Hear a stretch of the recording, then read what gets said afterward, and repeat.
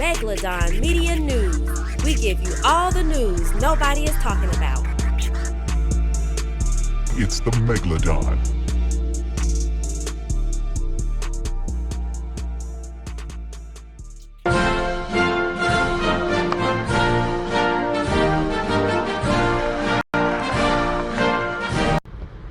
The conduct of the response in Gaza, in the Gaza Strip, has been over the top. I think that,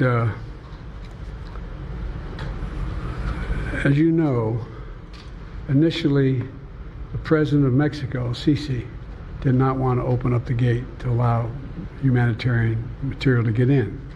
I talked to him. I convinced him to open the gate. I talked to Bibi to open the gate on the Israeli side.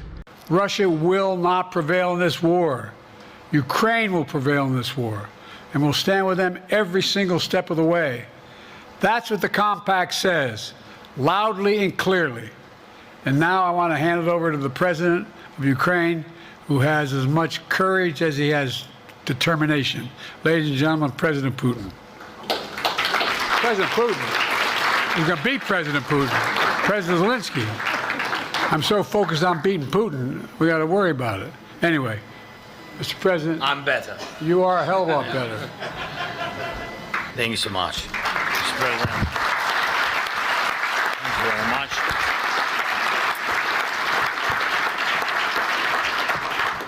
Thank you so much, Mr. President, dear our friends of Ukraine.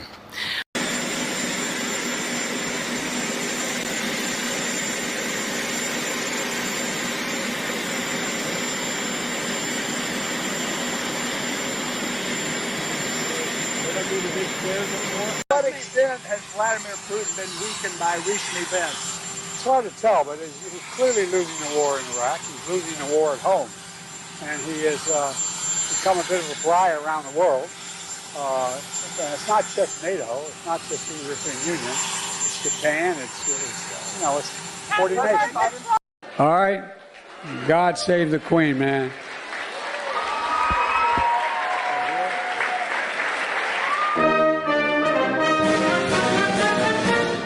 Making sure that we continue to strengthen our healthcare system, making sure that we're able to make every single solitary person eligible for what I've been able to do with the COVID.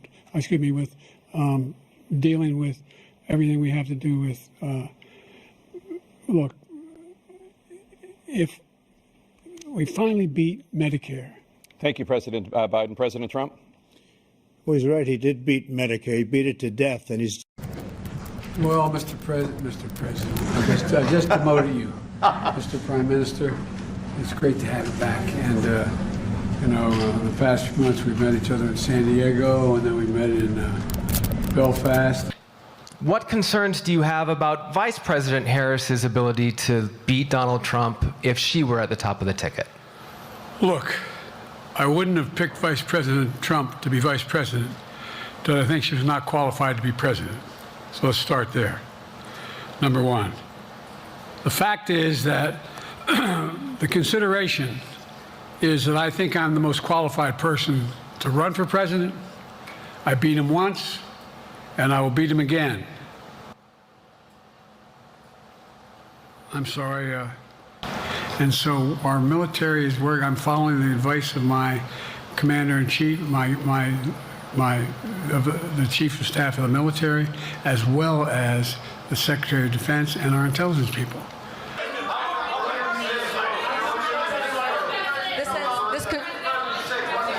This concludes. Respectfully, earlier you misspoke in your opening answer. You referred to Vice President Harris as Vice President Trump.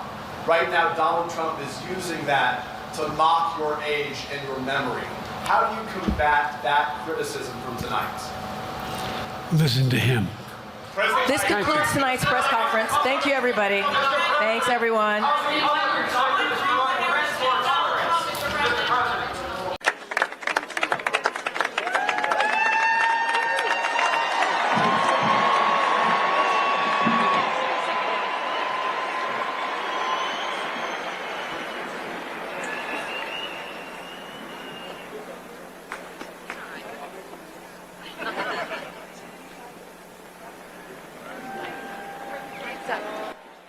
10 shut. Mr. President, thank you for joining us today. People coming across the border illegally, it's better than when he left office. And I'm going to continue to move until we get the total ban on the total initiative relative to what we're going to do with more Border Patrol and more asylum officers. President Trump? I really don't know what he said at the end of that sentence. I don't think he knows what he said either. Look. Right after I was elected, I went to what they call a G7 meeting, all the NATO leaders. It was in the south of England. And I sat down and I said, America's back. And Mitterrand from France looked at me and said, you know, why, how long are you back for? And I looked at him, and the Chancellor of Germany said, what would you say, Mr. President, if you picked up the paper tomorrow in the London Times, and the London Times said, 1,000 people break through the House of Commons, break down the doors, 2 Bobbies are killed in order to stop the election of the Prime Minister. What would you say? I never thought about it from that perspective. What would we say if that happened in another democracy around the world? There is some movement, and I don't want to, well, maybe choose my words. There's some movement. There's been a response from there's been a response from the opposition, but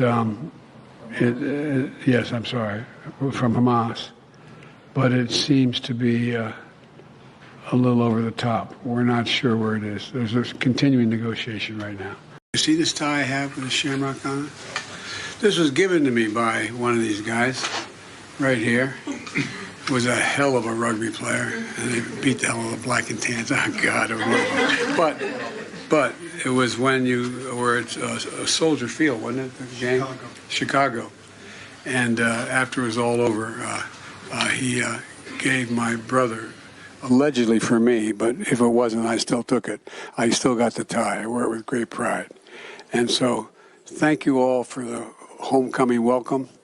Yet another chapter in the beautiful story of the friendship between our two nations, the United States of America and the Jewish and democratic state of Israel, both of us who seek to do good and need to be strong, both of us who are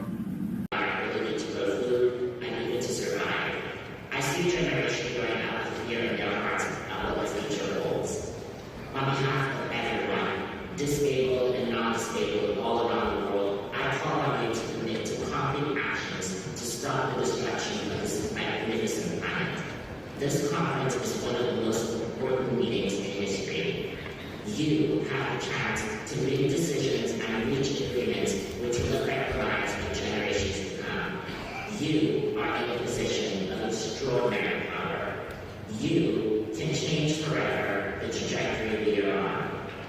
You can make a world that is once again full of hope, not fear.